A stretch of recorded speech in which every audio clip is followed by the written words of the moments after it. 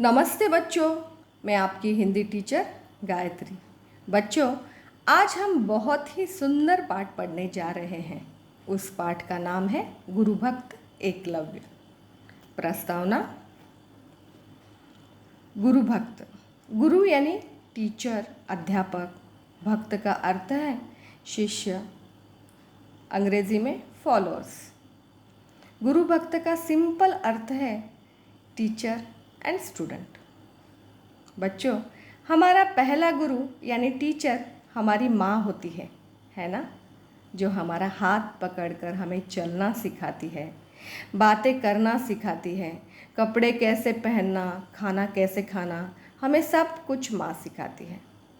और हमारा दूसरा गुरु टीचर होते हैं, जो हमारा बौद्धिक और शैक्षणिक विकास में हमारी हेल्प करते हैं, हमें प्रॉपर गाइडेंस देते हैं, विविध आर्ट यानी कला में हमें पारंगत कराते हैं, जैसे सिंगिंग, डांसिंग।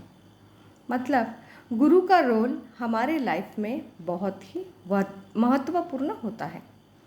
ये कहानी ऐसे ही एक गुरु भक्त की है, जिसमें गुरु का नाम द्रोणाचार्य और भक्त का नाम एकलव्य है। ये कौरव और पांडव के युग की कथा है। चलो बच्चों, पाठ को समझते हैं। गुरु भक्त एकलव्य। बहुत समय पहले की बात है। एक लड़का था एकलव्य।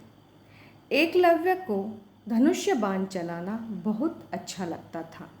उसका मन हुआ कि वह भी योग्य गुरु से यह विद्या सीखे। बच्चों, बहुत पुरानी बात है। एक लड़का था, उसका नाम क्या था? एकलव्य। और उसे धनुष्य बाण यानी बो एंड एरो चलाना अच्छा लगता था। बच्चों, पहले ज़माने में प्रोटेक्शन यानी सुरक्षा के लिए बंदूक या बॉम्ब नहीं थे। तब धनुष्य बाण, तलवार, भाला ये सब हमारे हथियार थे। तो एकलव्य को धनुष्य बाण चलाना अच्छा लगता था और उसे लगा क्यों ना मैं ये प्रॉपर गाइडेंस लेकर अच्छे धनुर्धारी यानी अच्छे आर्चर से धनुष्य बाण सीखूं। उन दिनों गुरु द्रोणाचार्य बहुत ही अच्छे आचार्य माने जाते थे। वे धनुर्विद्या सिखाते थे। कौरव और पांडव दोनों राज परिवारों के राजकुमार उनसे धनुष्य बाण चलाना सीखते थे।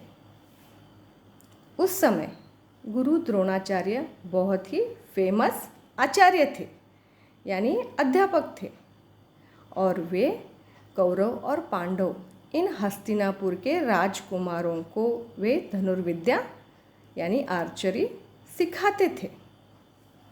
Okay, next. जिस वन में धनुर्विद्या सीख रहे थे वही एकलव्य भी रहता था। जब उसे पता चला कि गुरु द्रोणाचार्य उसी वन में राजकुमारों को सिखा रहे हैं, तो वह तुरंत उन्हें मिलने चल पड़ा। बच्चों, जिस वन में द्रोणाचार्य राजकुमारों को धनुष्य बाण चलाना सिखा रहे थे, उसी वन में यानी उसी फॉरेस्ट में एकलव्य भी रहता था। उसे जब पता चला कि गुरु द्रोणाचार्य उसी जंगल में आए हैं और राजकुमारों को सिखा रहे हैं, तो वह तुरंत ही उनसे मिलने चल पड़ा। एकलव्य ने गुरु द्रोणाचार्य से प्रार्थना की, मैं आपके मार्गदर्शन में धनुर्विद्या सीखना चाहता हूँ। बच्चों, एकलव्य ने वहाँ जाके द्रोणाचार्य जी से प्रार्थना की, रिक्वेस्ट की, मैं आपके मार्गदर्शन यानी गाइडेंस में धनुर्विद्या सीखना चाहता हूँ। द्रोणाचार्य ने उसकी प्रार्थना सुनी, परंतु वे राजकुमारों को छोड़कर और किसी को यह विद्या नहीं सिखा सकते थे।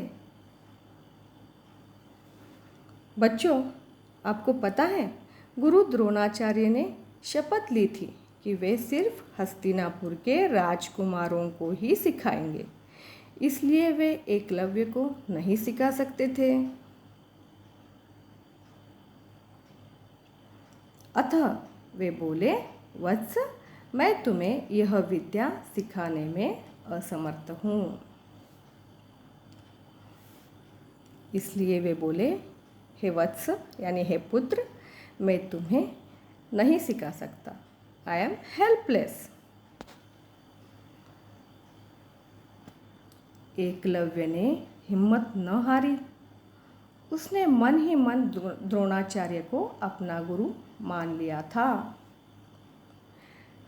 जैसे ही द्रोणाचार्य जी ने कहा, मैं आपको नहीं सिखा सकता, तो उसे थोड़ा तो दुख हुआ होगा, लेकिन उसने हिम्मत नहीं हारी, वो डिस्करेज नहीं हुआ। उसने मन ही मन अपना गुरु द्रोणाचार्य जी को मान लिया था।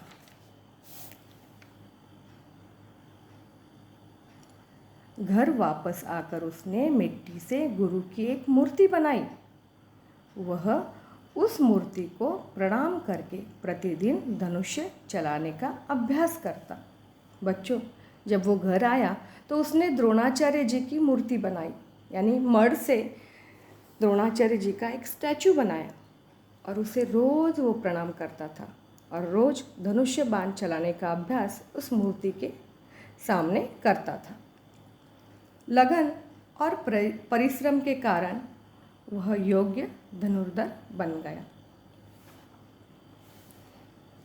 और जब वो प्रैक्टिस करता था तो आपको पता है, प्रैक्टिस मेक्स मैन परफेक्ट।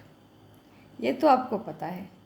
जब एग्ज़ाम के दिन नज़दीक आते हैं तो आप सतत पढ़ाई करते हैं और अच्छे नंबर्स लाते हैं। ऐसे ही लगन और परिश्रम यानी इच्छा, दृढ़ इच्छा और मेहनत से उसने सतत अभ्यास परिश्रम करके वो एक अच्छा धनुर्धर यानी अच्छा आर्चर बन गया। बच्चों, आज के लिए यहीं पर रुकते हैं। आगे का लेसन यानी शेष भाग नेक्स्ट वीडियो में देखेंगे। धन्यवाद।